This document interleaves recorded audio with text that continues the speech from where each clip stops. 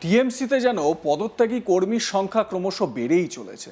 ২৬-এর ভোটে পরাজয়ের পর থেকে ক্ষোভ উগরে দিচ্ছেন একের পর এক তাবড়ো তাবড়ো নেতা। কাকলি ঘোষ দস্তিদার, অরূপ চক্রবর্তী, সুশান্ত ঘোষের পর এবার আরও একজন দিলেন ইস্তফা। শুধু তাই নয়, দলের বিরুদ্ধে একরাশ ক্ষোভ উগরে দিলেন এই বিক্ষুব্ধ নেতা। এবার দলের সর্বভারতীয় মুখপাত্রের পদ থেকে ইস্তফা ডাক্তার শান্তনু সেনের। এদিন ইস্তফাপত্রে তিনি লেখেন, মহাশয়া, তৃণমূল কংগ্রেসের জন্মলগ্ন থেকে একজন অনুগত সৈনিক হিসেবে কাজ করে গেছি। দল আমায় যখন যেখানে যেভাবে কাজে লাগিয়েছে নিষ্ঠার সঙ্গে কাজ করার চেষ্টা করেছি। আমাকে বিভিন্ন ক্ষেত্রে কাজ করার সুযোগ দেওয়ার জন্য আপনাকে ধন্যবাদ ও কৃতজ্ঞতা জানাই। বিভিন্ন কঠিন সময়ে নিজের মন সায় না দিলেও বহু বিতর্কিত বিষয়ে সংবাদ মাধ্যমে প্রকাশ্যে দলের হয়ে লড়াই করেছি, যার জন্য সাধারণ মানুষ অনেক সময় আমাকে অনেক কথা শুনিয়েছেন। কিন্তু বর্তমান পরিস্থিতিতে বাংলার মানুষ যখন আরজিকর কাণ্ড, অভয়াকাণ্ড, চাকরি বিক্রি সহ বিভিন্ন অনৈতিক কাজ ও দুর্নীতির জন্য আমাদের প্রত্যাখ্যান করেছেন, সেই অবস্থায় আমার মন আর কোনোভাবেই মুখপাত্র হিসেবে এগুলোকে সমর্থন করার সম্মতি দিচ্ছে না। তাই মানুষের রায়কে মাথা পেতে নিয়ে আমি তৃণমূল কংগ্রেসের সর্বভারতীয় মুখপাত্র পদ থেকে ইস্তফা দিতে চাইছি। অনুগ্রহ করে আমার এই পদত্যাগ গ্রহণ করে বাধিত করবেন। প্রসঙ্গত, আরজিকর ইস্যুতে শান্তনু সেনের ভূমিকায় অসন্তুষ্ট হয়ে তাকে দল থেকে সাসপেন্ড করেছিল তৃণমূল কংগ্রেস। পরে অবশ্য সাসপেনশন প্রত্যাহার করে চিকিৎসক নেতাকে ফিরিয়ে নেন এবং আগের মতো জাতীয় মুখপাত্র পদে বহাল করে দল। ২৬-এ রাজ্যে সরকার বদলের পর মুখ্যমন্ত্রী শুভেন্দু অধিকারীর তৎপরতায় নতুন করে খোলা হয়েছে আরজিকর ফাইল। মুখ্যমন্ত্রীর এই উদ্যোগকে স্বাগত জানিয়েছিলেন আরজিকরের প্রাক্তনী ডাক্তার শান্তনু সেন। তো এই বিক্ষুব্ধ তৃণমূল নেতা শান্তনু সেন কি বলেছেন নিজের ইস্তফা দিতে গিয়ে, শুনুন। তৃণমূল কংগ্রেসের জন্মলগ্ন থেকে ছিলাম। দল আমায় যখন যা দায়িত্ব দিয়েছিল আমি নিষ্ঠার সাথে পালন করার চেষ্টা করে গেছি। দল আমায় ন্যাশনাল স্পোক্সপারসন করেছিল।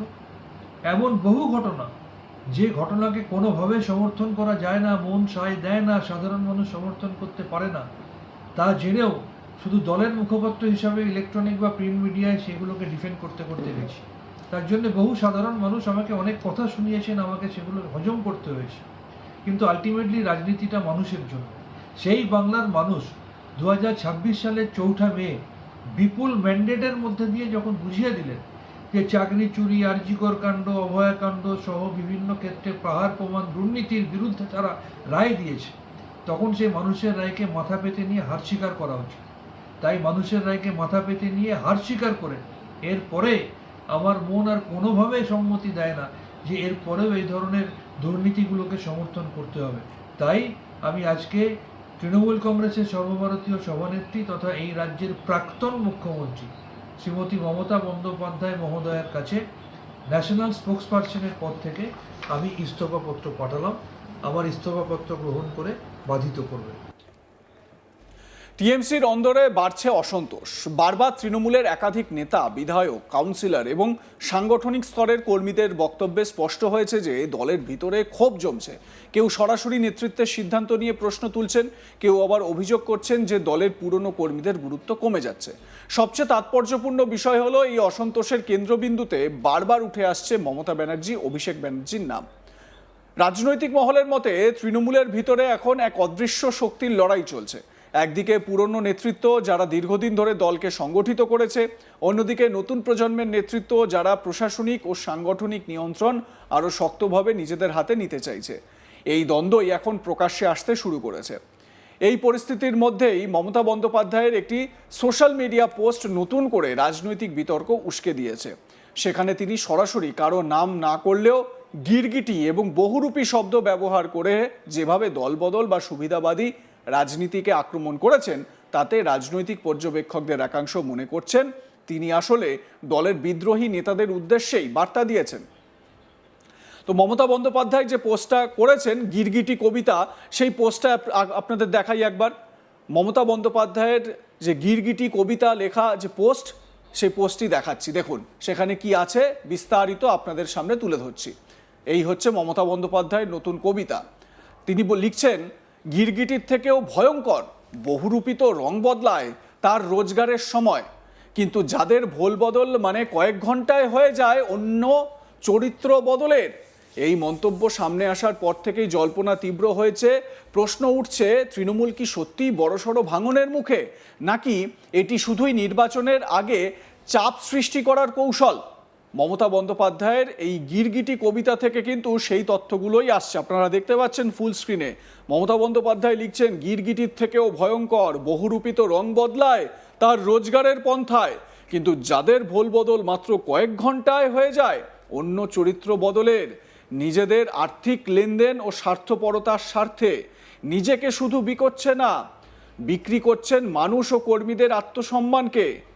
কত নেবে চরিত্র বদলাতে? চরণতলে কত উৎকোচ ধন, আর কত চাও নিজেদের ভোল বদলাতে? রথের চাকা চলে, তোমাদের চাকাও চলবে, প্রত্যাঘাতের নামে প্রত্যর্পণ ফল পাবে। ধৈর্য ধরো, শীঘ্রই উত্তর পাবে।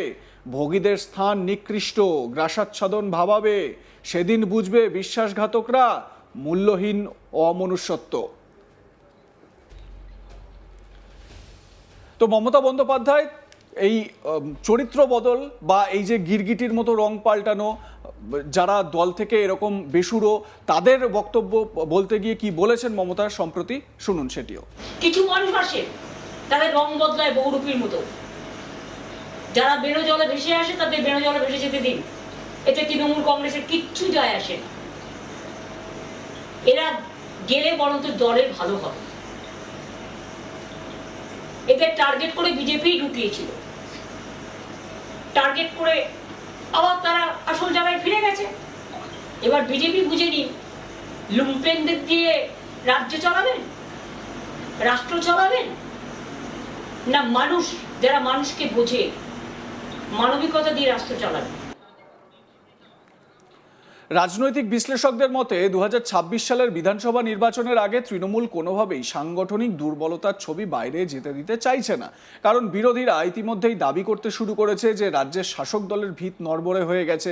বিজেপি থেকে শুরু করে বাম, কংগ্রেস সহ সব বিরোধী শক্তি এখন তৃণমূলের অন্দরের অসন্তোষকে হাতিয়ার করতে চাইছে। আর দেখুন, হবে নাই বা কেন, যে ঘরোয়া মিটিংয়ে বা দলকে চাঙ্গা করার মিটিংয়ে মমতা বন্দ্যোপাধ্যায় সবাইকে একযোগে ঝাঁপিয়ে পড়ার বা বিরোধিতার সুরে নামার বার্তা দিতে চাইছেন, তার কয়েক ঘন্টার মধ্যেই দুজন কলকাতা পুরসভার তৃণমূল কাউন্সিলর তারা তাদের দায়িত্ব থেকে অব্যাহতি নিলেন, মানে ইস্তফা দিয়ে দিলেন।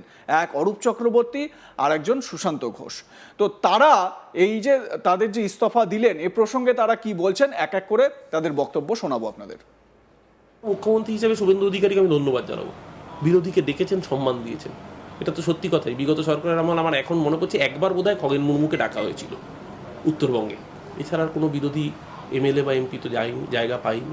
আজকে যদি নতুন সরকার বিরোধীদেরকে সম্মান দিয়ে ডাকে, সেটা তো ধন্যবাদ জানাতে হবে। ধন্যবাদ জানালে কি আমি বিজেপি হয়ে যাবো নাকি? সেটা তো নয়। আপনি যদি এই কোরিলেশন ড্র করেন যে বিজেপি যদি একটা ভালো কাজ করে, সেটাকেও দেখুন, আমি বললাম মমতা বন্দ্যোপাধ্যায়, অভিষেক বন্দ্যোপাধ্যায়কে তুমি কথা বলা, যেটা অরূপ বলল, নিষ্ঠতা আমাদের নেই।